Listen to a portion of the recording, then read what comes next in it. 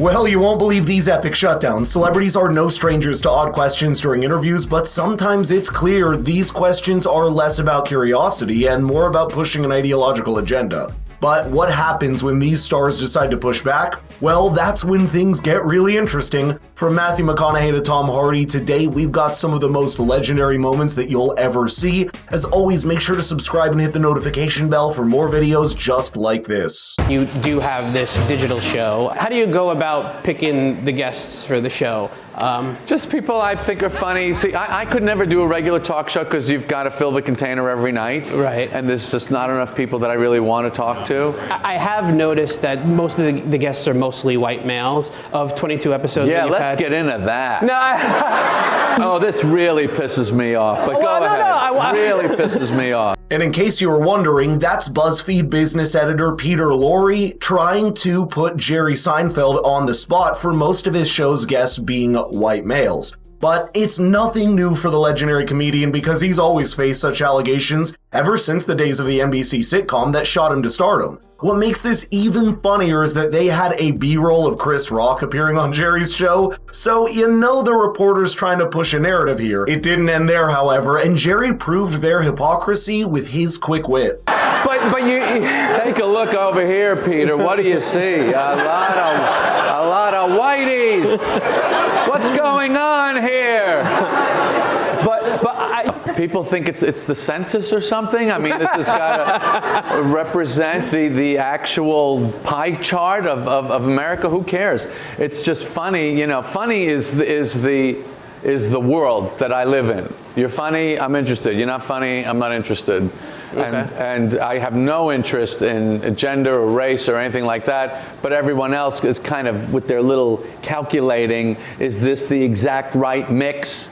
You know, I think that's, to me, it's anti-comedy. That's right. Just like sports, comedy is the ultimate equalizer. It doesn't care where you're from, what you look like, or how you identify. Either you're funny or you're not. The only thing that matters is whether you can make people laugh, and audiences are brutally honest. If your joke lands, they'll laugh. If it doesn't, you'll know immediately. But I guess taking the woke route is what caused BuzzFeed's downfall in the first place. Next, we have Matthew McConaughey, who wasn't going to give Joy Behar a talking point that might get used against him in the future. And if we don't spend that money that the government has by 2026, it could be reallocated. In 2021, you considered a run for governor of the state of Texas. Do you think political office is in your future? Can you see that? If it's where I would deem myself to be most useful, Yeah. yes. Do you think you could get elected in Texas being anti-gun? Do I think I could get elected in Texas being anti-gun? One thing about if me in politics is to give you a direct statement right there is Yeah. playing a game that I'm not interested in playing. Okay. To Don't- give you a don't do direct it. statement Don't right do there. it. Yep, Matthew came in fully locked and loaded. Get it? It's a gun joke. Drop a like and subscribe to the channel if you appreciate my attempt at dad humor. On a serious note though, Joy couldn't be more delusional than this. Just because McConaughey calls for responsible gun ownership and is actually pro-Second Amendment, he even gave a speech about it at the White House after the terrible school shooting in his hometown of Uvalde, Texas. And it's not the only time the ladies tried to put their guest on the spot when it comes to gun control, as something similar happened when Kurt Russell went on the show. Recently, you made some headlines for saying that you felt gun control laws wouldn't deter terrorists. Explain to folks. Interesting. Well, you know, these are these things where, first of all, I was in a situation, we do what we call the dog and pony. Right. We're out doing the dog and pony selling a picture. And you get sometimes you get what you feel is slightly ambushed by somebody who's really got an agenda. And that's sort of, I think, that's my opinion of what happened to me the other day. To give a bit of context, just a week before this episode, Kurt was asked by a reporter about his thoughts on gun control as he was doing some press conferences for the Hateful Eight, to which he responded with an interesting analogy saying, quote, "If I'm a hockey team and I've got some guy bearing down on me as a goaltender, I'm not concerned about what he's gonna do. I'm going to make him concerned about what I'm gonna do." Honestly, it doesn't get any more badass than that. Russell then took this opportunity to blast woke Hollywood for turning everything into a political spectacle. The last thing I like to watch is entertainers or actors get political. It's just something I can't stand watching. So having said that, no, I was kind of asked to put it in context somehow with this movie. You know, my personal feeling is that there's a big difference between Fantasyland and reality. Fantasyland is what we do. You're either writing something, writing a song, writing a book, doing a movie, doing a television show. That's Fantasyland. And that's where that stuff belongs. In reality, when we're dealing with things like terrorism and whatnot, we're all going to have different opinions on how to do it and how to deal with it. Yeah. Mine happens to be that I think there's a very strong reason founding fathers had for the Second Amendment, and that is that no government ever hasn't had to fight its own people, and its own people hasn't had to fight its own government. We had our Civil War.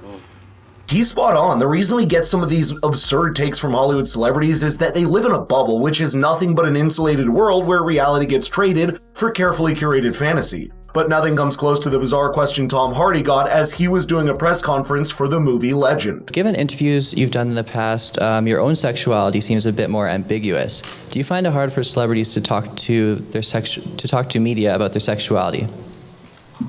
What on earth are you on about? I was referring to an interview given to Attitude magazine a few years ago. But what is your question? I was wondering if you find it difficult for celebrities to talk about their sexuality. I don't find it difficult for celebrities to talk about their sexuality. Are you asking me about my sexuality? Sure. Why? Why? Thank you. Okay. Well, all right. Why would you ask something like that in the first place? Like, we get it, he's an A-lister, but that's a very personal question and frankly, none of your business. It's almost as if some of these reporters think being famous means you signed away all rights to privacy. But I'd love to know how Tom turned this into a massive mic drop moment. Maybe next time that guy can stick to questions about the project being promoted instead of trying to turn the interview into an episode of Dr. Phil. And to wrap things up, we have Kanye West getting fired up after getting asked a loaded question. Are you afraid of losing your audience? Yeah. I told you I'm only afraid of God. I'm only afraid of my daddy, God. I done been 15 years. I'm telling you, God is showing that you can have your own thoughts, bro. I've been canceled before there was cancel culture.